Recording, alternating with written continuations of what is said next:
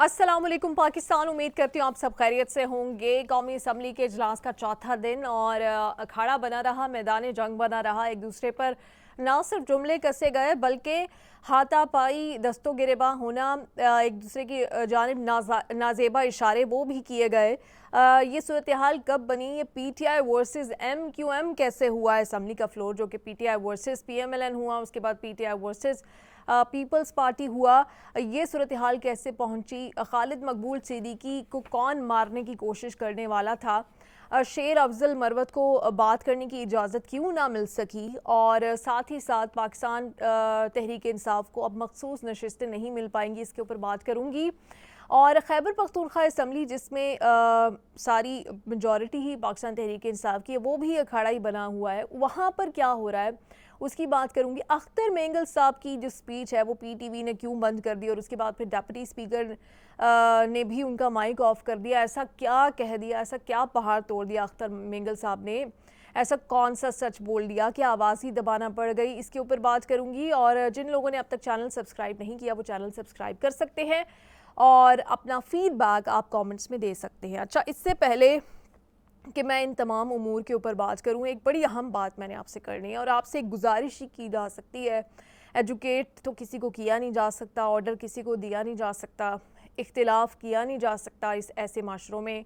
गुजारिश है कि सोबिया शाहिद के साथ जो खैबर पख्तूनख्वा असम्बली में हुआ है, पाकिस्तान तहरीक इंसाफ से गुजारिश कर रही हूँ, उनके वर्कर सपोर्टर से गुजारिश कर रही हूँ कि उसको किसी भी तरह से इनकरेज करना, उसको किसी भी तरह से सपोर्ट करना छोड़ दे। माना कि उनसे वो एहतजाज कर रही थी, उनका एहतजाज का तरीका ठीक नहीं था, लेकिन उनके एहतजाज के तरीके पे असम्बली के फ्लोर पे आपस में एतराज़ उठाया जा सकता था और स्पीकर के पास इख्तियार होता है ऐसे अगर कोई तंग कर रहा हो तो पुलिस को बुला के ऐसे जो भी मेंबर ऑफ असम्बली होता है उसके ख़िलाफ़ शिकायत दर्ज कराई जा सकती है। बहुत सारे तरीके, बहुत सारे पढ़े लिखे, बहुत सारे तहज़ीब याफ्ता तरीके हो सकते हैं ऐसे किसी भी एहतजाज को टैकल करने के लिए, जिससे पता चलता है कि आप डिफरेंट हो उनसे।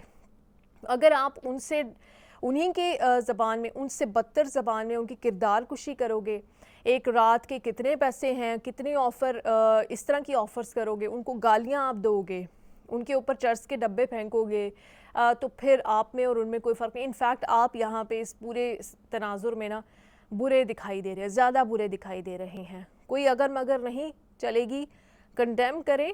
और नेक्स्ट टाइम ऐसी कोई सूरत हाल पैदा होती है, कोई आपको प्रोवोक करने की कोशिश कर रहा है, कोई चाहता है कि आप कुछ बुरा करें ताकि वो मज़ीद हेडलाइन बने, तो आपने ख़ुद अपने ऊपर काबू पाना है। आप ये नहीं कह सकते कि हमें इस तरह से प्रोवोक किया गया था इसलिए हम आपस से बाहर हो गए, हम तहज़ीब भी भूल गए, अपने कल्चर भी भूल गए, अपनी रिवायात भी भूल गए, औरत का एहतराम भी भूल गए, क्योंकि ये हमारे माशरे में, हमारी रिवायात में, हमारे मज़हब में इजाज़त नहीं है। अगर आप ये कहते हैं कि जी उन्होंने वो एहतजाज इस तरह से कर रही थी, उन्होंने मौका दिया, भाई कल को आपकी बहन बेटी कहीं बाहर जाएगी, उसकी किसी से मगज़मारी हो गई, किसी को उसने कोई कड़वी बात कर दी, तो आप चाहेंगे कि अगला बंदा क्लाशनकोफ ही रख ले, उसके सर पे तान ले, या खुदा न खास्ता उसके साथ ज़्यादती कर दे। तो जो दिल आपका अपनी बहन बेटियों के लिए होता है कि अगर किसी ने कोई कड़वी बात भी कर दी है तो आप इग्नोर कर जाते हो, वही दिल और गुर्दा दूसरों की बहन बेटियों के लिए रखें। ये मैंने कहना था। किसी ने सुनना है सुने, नहीं सुनना ना सुने। खैर, सबसे पहले मैं आ जाती हूँ अख्तर मेंगल साहब पे। उनको जब कहा गया कि भाई आप ये फ़ौज पे तनकीद कर रहे हो, आप इदारों पे तनकीद कर रहे हो, आप पाकिस्तान के आइन के मुताबिक नहीं कर सकते, तो उन्होंने कहा कि फिर फ़ौज को ये हक़ किसने दिया, कौन से आइन में ये शिक है जिसके तहत वो सियासतदानों की पगड़ियाँ उछाल रही है, सियासतदानों के घरों में रेड हो रही है। ये वो मुकालमा है जो बड़ा अहम है। भाई बिल्कुल ठीक है, हर इदारे की, हर इंसान की इज़्ज़त होनी चाहिए, हम तो यही बात कर रहे हैं।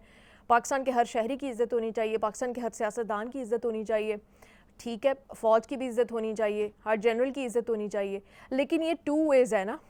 आप किसी सियासतदान की इज़्ज़त नहीं कर रहे, पाकिस्तान के शहरियों की कोई इज़्ज़त नहीं है, तो फिर आइन पाकिस्तान का सिर्फ आपके लिए नहीं बना ना, हमारे लिए भी बना है। इज़्ज़त दीजिए, इज़्ज़त लीजिए, ये वो मुकालमा है। अच्छा, इसके अलावा उन्होंने ऐसी क्या बातें कर दी? उन्होंने कहा कि कोयटा में पश्तूनख्वा मिली अवामी पार्टी के सरबराह के घर पे जो रेड हुई है उसकी वो मजम्मत करते हैं, सहाफ़ियों की जो गिरफ्तारियाँ हैं उसकी वो मजम्मत करते हैं। उन्होंने कहा सहाफ़ी हमें हमारी रहनुमाई करते हैं, جب ہم کچھ غلط کر رہے ہوتے ہیں تو ہمیں گائیڈ کرتے ہیں, ہمیں سیدھا رستہ دکھاتے ہیں.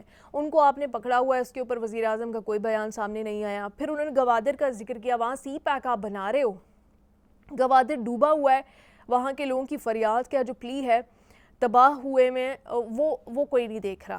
پھر انہوں نے کہا کہ جو 8 فروری کا انتخاب ہے اس دن لوگوں نے ریاستی اداروں کی نفرت میں ووٹ دیا ہے, ریاستی اداروں کے خلاف مہریں لگائی ہیں. اچھا, یہ بات بہت سارے لوگ اب کر رہے ہیں, نجم سیٹھی صاحب بھی کر رہے ہیں, بہت سارے جو ایکسپرٹس ہیں, انالسٹ ہیں, وہ یہ کر رہے ہیں کہ 8 فروری کو P T I versus P M L N یا versus P D M season 1 یا 2 نہیں تھا. 8 فروری کو پاکستان کی جو عوام تھے, پاکستان کے عوام ورسز پاکستان کے ادارہ, پاکستان کا ادارہ تھا, ادارے بھی نہیں میں کہوں گی کیونکہ الیکشن کمیشن اور سلیکشن کمیشن جو ہے وہ ایک ہی ہے, اس کی تو کوئی سے ہے ہی نہیں ہے. خیر, تو یہ پاکستان کے عوام ورسز اسٹیبلشمنٹ ہیں. اب اگلے انتخاب میں آپ 5 سال بھلے سے دبا کے رکھو پاکستان تحریک انصاف کو, یا جو بھی نہ نکالو آپ خان صاحب کو, اگلا انتخاب کراؤ گے 5 سال بعد, مزید نیا ووٹر 2 کروڑ ووٹر, 2-2.5 کروڑ مزید ووٹر 18 سال کا ہو کے ایڈ ہو جائے گا ہر سال. اب ہر انتخاب میں اب پاکستان کے عوام ورسز اسٹیبلشمنٹ ہوتا رہے گا جب تک کہ اسٹیبلشمنٹ اپنی روش تبدیل نہیں کر لیتی, کیونکہ پاکستان کے عوام کو کلیئرٹی آ گئی, ان کی آنکھیں کھل گئی ہیں. انہوں نے اپنے آنکھوں پہ جو ماسک وغیرہ لگائے ہوئے تھے, جو پٹیاں وغیرہ باندھی ہوئی تھی محبت کی پٹیاں, وہ اتار کے انہوں نے سائڈ پہ رکھ دی ہیں کہ بھائی محبت یک طرفہ نہیں ہوتی, اسٹیبلشمنٹ تو ہم سے محبت کرنی نہیں, اسٹیبلشمنٹ کو تو ہمارا کوئی خیال نہیں ہے. ہم جو اتنے سالوں سے, دہائیوں سے محبتیں نچھاور کیے جا رہے ہیں, اب یہ محبت جو ہے نا وہ پاکستان کی عوام کی اسٹیبلشمنٹ سے یک طرفہ نہیں ہوگی, اب یہ 2 طرفہ ہوگی یا نہیں ہوگی.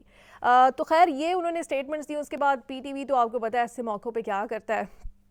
عمران خان صاحب نے بھی کہا تھا کہ میرے لیے سب سے بڑا ٹارچر اس وقت یہی ہے جیل میں کہ مجھے پی ٹی وی دیکھنا پڑتا ہے. خیر, عمران خان صاحب کو میں یہی کہوں گی کہ آپ کے دور میں بھی پی ٹی وی ایسے ہی کرتا تھا. تو یہ اب مل بیٹھ کے حکومتوں کو ڈیسائیڈ کرنا ہے کہ اگر کسی کو جیل جانا پڑ جاتا ہے تو پی ٹی وی ہی ان کا چینل ہوگا دیکھنے کے لیے, تو پی ٹی وی کو بہتر کرنے کی کوشش کرنی چاہیے. خیر, اس انسٹنس میں پی ٹی وی نے آواز بند کی, پھر ڈیپٹی اسپیکر نے مائک بند کیا. خیر, یہ تو مائک بند ہو گئے لیکن لڑائیاں ہوتی رہیں. خالد مقبول صدیقی صاحب کو جب مائک ملا, پاکستان تحریک انصاف نے نعرے بازی کرنا شروع کر دی, ایم کیو ایم کی جانب سے کچھ نازیبا اشارے کیے گئے, پھر دستوں گریباں ہونے کی صورتحال آن پہنچی تھی. پھر بڑی مشکل سے اسد کیسر نے بیچ بچاؤ کرایا, علی محمد خان نے بیچ بچاؤ کرایا, اور بڑی مشکل سے انہوں نے یہ سارے معاملے پہ قابو پایا. دونوں طرف سے بیچ بچاؤ کرایا گیا. بلاول بھٹو زرداری ورسز بیرسٹر گوہر اور پی ٹی آئی ہوا. بلاول بھٹو نے سائفر کیس پہ آواز اٹھائی, غداری ٹچ ڈال دیا انہوں نے. جب انہوں نے غداری ٹچ ڈالا تو پی ٹی آئی نے زرداری ٹچ ڈال دیا اور گو زرداری گو کے نعرے لگا دیے. اور اس کے بعد یہ صورتحال ہوئی کہ اس وقت بھی تقریباً ہاتھا پائی والی سچویشن ہی تھی, وہ بھی بڑی مشکل سے بیچ بچاؤ کرایا. سمجھ نہیں آ رہی تھی کہ پاکستان کی اسمبلی ہے, یہ ہے کیا, یا کوئی میدان جنگ ہے, کوئی گریٹ ڈیبیٹ ہو رہی ہے, ایک دوسرے کو لوگ مارنے کے لیے دوڑ رہے ہیں, ہر بات میں مارنے کے لیے دوڑ رہے ہیں پاکستان کی اسمبلی میں. خیر, اب ایسے صورتحال کیسے آگے چلے گی, کب تک چلے گی, یہ دیکھنا. اس کے بعد بیرسٹر گوہر آئے, انہوں نے کہا کہ آپ لوگوں کی تو گورنمنٹ نے آتے ہی نیب کے 50 ارب کے کیسز معاف کروائے ہیں. اچھا, یہ جو بڑے بڑے سٹیٹمنٹس ہم دے دیتے ہیں نا, یہ ہمیں نا ایویڈنس کے ساتھ بات کرنی چاہیے اسمبلی کے فلور کے اوپر, اسمبلی کو سیریس لینا چاہیے. اور نیب کوئی ایسا ادارہ نہیں ہے جس کی کوئی تعریف کر سکے. نیب جیسا ادارہ کوئی پاکستان میں نیا بننا چاہیے, کیونکہ نیب اتنا پولیٹیسائز ہو چکا ہے.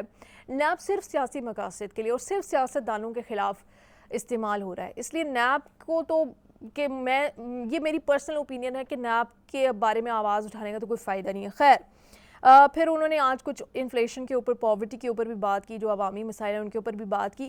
ان سے زیادہ جو مجھے امپورٹنٹ لگی اسپیچ, وہ اسد کیسر کی اسپیچ لگی, کیونکہ اسد کیسر نے بڑا امپورٹنٹ پوائنٹ ریز کیا. انہوں نے کہا ہے کہ سپریم کورٹ جوڈیشل کمیشن بنا دے سائفر کیس کے اوپر, اور کیا آپ خود بتائیں کہ ایک 19 گریڈ کا آفیسر ہمارے ایمبیسڈر کو بلا کے ڈکٹیشن دیتا ہے, کیا آپ کو یہ نارمل لگتا ہے؟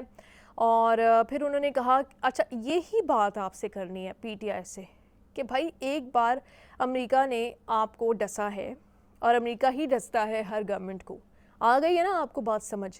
تو اب آپ امریکہ کو نیکسٹ ٹائم مدد کے لیے مت بلائیے گا, کیونکہ یا ایک بیڈ امریکہ اور گڈ امریکہ نہیں ہو سکتا. امریکہ ایک ہی ہے, امریکہ کی پالیسی ایک ہی ہے, پاکستان کے عوام کی فیور میں کچھ نہیں ہے. ان کے جو پالیسیز کے ساتھ جو زیادہ سپورٹ کر سکے گا, جو زیادہ ڈکٹیشن لے سکے گا اس کو وہ اقتدار میں لائیں گے. اس لیے پی ٹی آئی اور عمران خان صاحب کو امریکہ کی تو بات ہی نہیں کرنی چاہیے. امریکہ نہیں ہے سنسیئر, میں 1000 دفعہ بھی کہوں گی سنسیئر نہیں ہے, یہ بات سمجھ لینی چاہیے. پھر انہوں نے یہ کہا کہ نہ جھکے ہیں نہ جھکیں گے, اور ساتھ ہی انہوں نے بڑی امپورٹنٹ بات کی. انہوں نے کہا کہ یہ جو اس وقت حکومتی بینچز پہ بیٹھے رہے, ان کے بچے اور ان کی بیویاں بھی ان کو ایم این اے ماننے کو تیار نہیں ہیں, یہ فارم 47 کی پیداوار ہیں. یہ ساری باتیں ہوئیں. خیبر پختونخوا اسمبلی میں بھی اسی طرح سے لوگ ایک دوسرے کو پیپرز مارتے رہے, جیسے بچپن میں اسکول میں بچے ایک دوسرے کو وہ پیپر بالز بنا کے نہیں مارتے تھے, وہی ہوتا رہا. ایسے کیسے چلے گا آگے؟ ایسے اس لیے نہیں چل پاتا کہ جب فری اینڈ فیئر الیکشن نہیں ہوتا, ریگنگ ہوتی ہے, عوامی مینڈیٹ کا خیال نہیں رکھا جاتا, تو پھر سب کچھ آپ کولیپس کر جاتا ہے, پھر سب کچھ آپ کے ہاتھ سے نکل جاتا ہے, اور آہستہ آہستہ اسٹیبلشمنٹ کے ہاتھ سے سب کچھ نکلتا جا رہا ہے, اور یہ جو سسٹم ہے وہ کولیپس ہوتا جا رہا ہے, جو کہ کسی کی بھی فیور میں نہیں ہے. اب یہ پاکستان کے بڑوں کو دیکھنا ہے کہ یہ ایسے چلے گا نہیں. پاکستان زندہ باد.